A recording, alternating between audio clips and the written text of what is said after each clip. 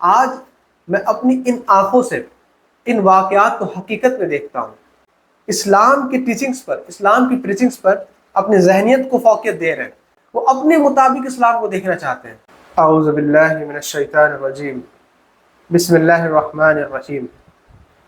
آج میں ایک بھائی ہونے کی حیثیت سے، ایک دوست ہونے کی حیثیت سے، ایک بیٹا ہونے کی حیثیت سے آپ سب کے سامنے کچھ گزارشات رکھنے آیا ہوں۔ میں نے ایک سچا واقعہ پڑھا ہے کہ مصر میں ایک شخص تھا جو کہ مؤذن تھا، جو مسجدوں میں اذانیں دیا کرتا تھا۔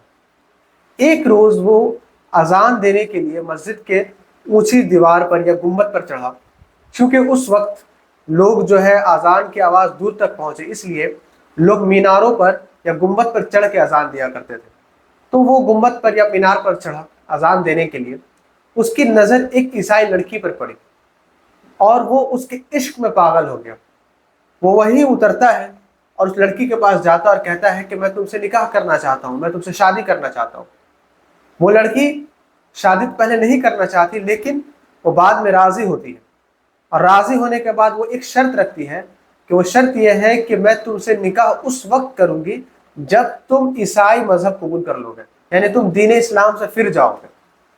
وہ بدبخت راضی ہو جاتا ہے اور وہ دین اسلام کو چھوڑ دیتا ہے۔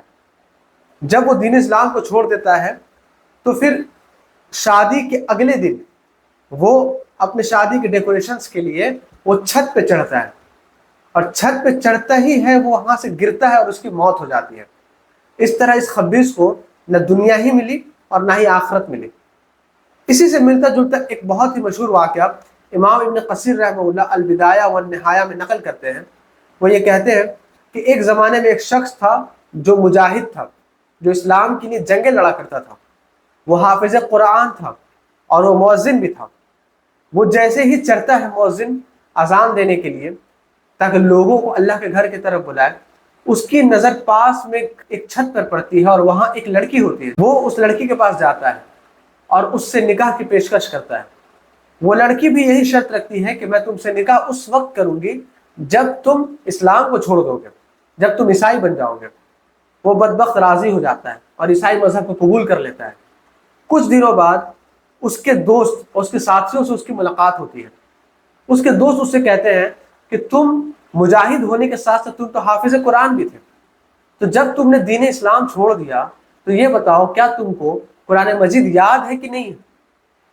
وہ کہتا ہے کہ مجھے قرآن کے تمام آیتیں بھول گیا، مجھے قرآن کی کوئی آیت یاد نہیں سوائے ایک آیت کے، اور وہ آیت یہ ہے کہ بسم اللہ الرحمن الرحیم ربما یود الذین کفروا لو کانوا مسلمین، کہ ایک وقت آئے گا کہ یہ کافر کہیں گے کہ کاش ہم مسلمان ہوتے۔ افسوس کے ساتھ یہ جو واقعات میں نے آپ کو بتائے یہ پہلے میں نے کتابوں پہ پڑھے تھے۔ آج میں اپنی ان آنکھوں سے ان واقعات کو حقیقت میں دیکھتا ہوں۔ آج کے وقت میں، آج کے دور میں، آج حالات ایسے ہو گئے کہ لوگ جو ہے بہت تیزی کے ساتھ دین اسلام سے پھر رہے ہیں، اپنی عقل کو استعمال کر رہے ہیں، اسلام کی ٹیچنگز پر، اسلام کی پریچنگز پر اپنی ذہنیت کو فوقیت دے رہے ہیں۔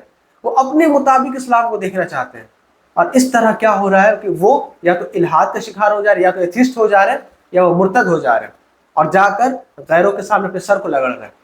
اس طرح کے حالات اور واقعات آپ کو کئی جگہ دیکھنے کو ملیں گے، اور یہ بہت ہی اسلامی معاشرے میں شرم کی بات ہے اور افسوس کا مقام ہے۔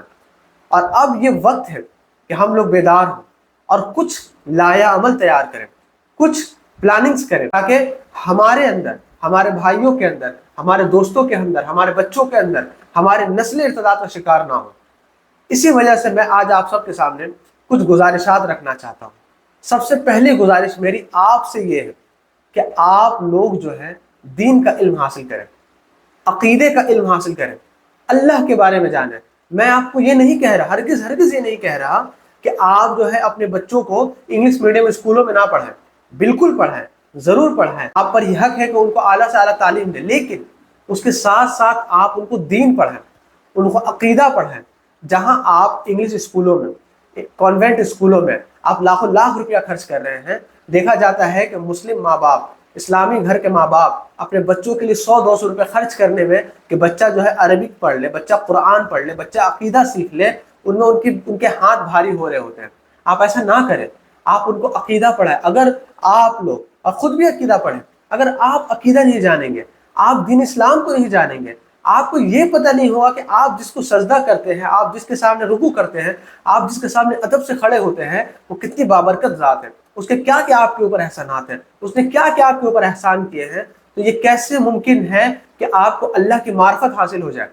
یہ کیسے ممکن ہے کہ آپ کی عبادتیں قبول ہونے لگیں؟ اس میں سوچنے کا مقام ہے۔ میری آپ سب سے گزارش ہے، ایک بھائی ہونے کی حیثیت سے، ایک بیٹا ہونے کی حیثیت سے، ایک دوست ہونے کی حیثیت سے، کہ اللہ کے لیے دین اسلام کا علم حاصل کریں۔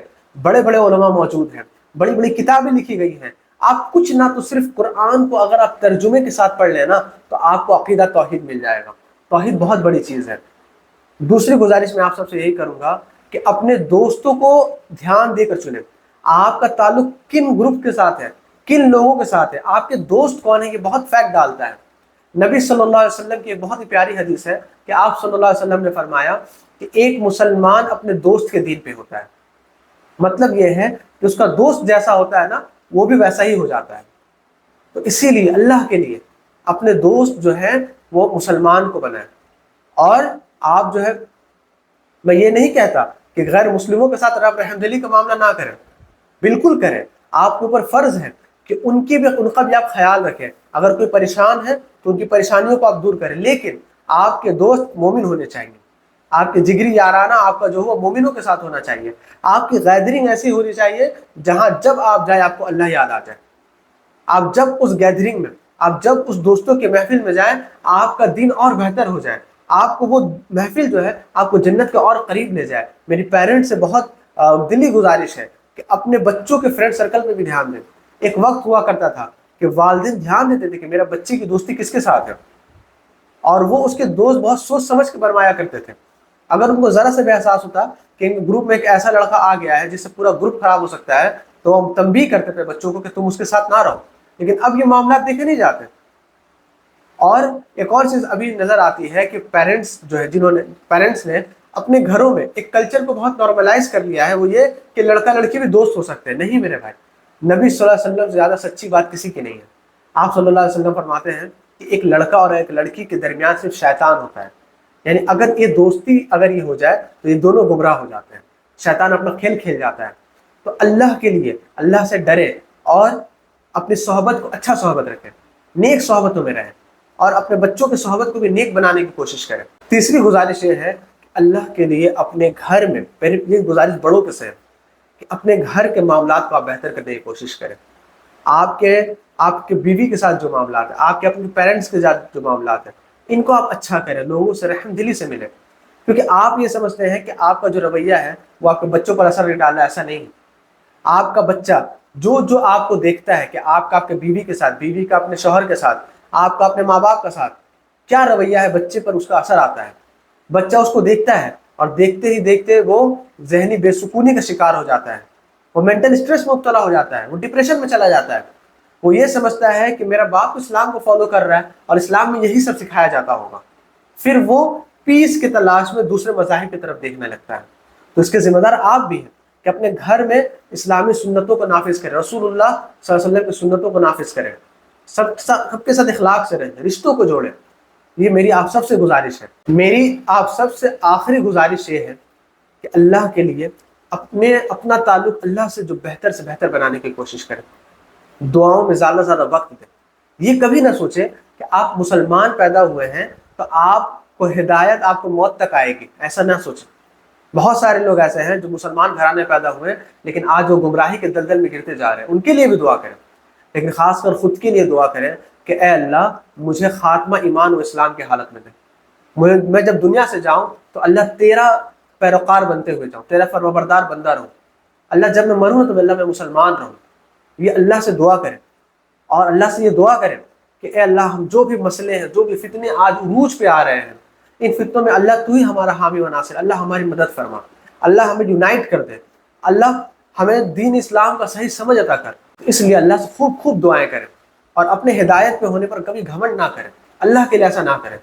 اور ان لوگوں سے ملیں اگر آپ کو لگتا ہے کہ یہ ساری چیزیں میرے لیے کرنے میں مشکل ہو رہی ہیں، تو ایسے علماء سے، ایسے اسکالر سے، ایسے بھائیوں سے، ایسے اداروں سے آپ ملیں، پرسنلی آپ ان سے ملیں اور کہیں کہ مجھے اس چیز کو کرنے میں دقت آ رہی ہے، آپ میرے رہنمائی کریں۔ گائیڈنس لینے میں کوئی حرج نہیں ہے۔ اگر آپ کو سمجھ نہیں آتا آپ مجھ سے ملیں، ہماری آرگنائزیشن بیٹر ٹوگیدر سے آپ ملیں، وہ آپ کو علماء کرام سے جوڑے گی، آپ کو لے جائے گی، آپ کے مسئلوں کا حل نکلوانے کی پوری سے پوری کوشش کرے گی انشاءاللہ۔ انشاءاللہ اللہ تعالیٰ سے دعا ہے کہ اللہ تعالیٰ اس فتنے کے دور میں ہمیں ثابت قدم رکھے، ہمیں الحاد اور ارتداد کے فتنے سے بچائے۔ اللہ تعالیٰ جب تک دنیا میں زندہ رکھے ایمان و اسلام کی حالت میں رکھے، اللہ خاتمہ ایمان و اسلام کی حالت میں کرے۔ آمین۔ السلام علیکم ورحمۃ اللہ وبرکاتہ۔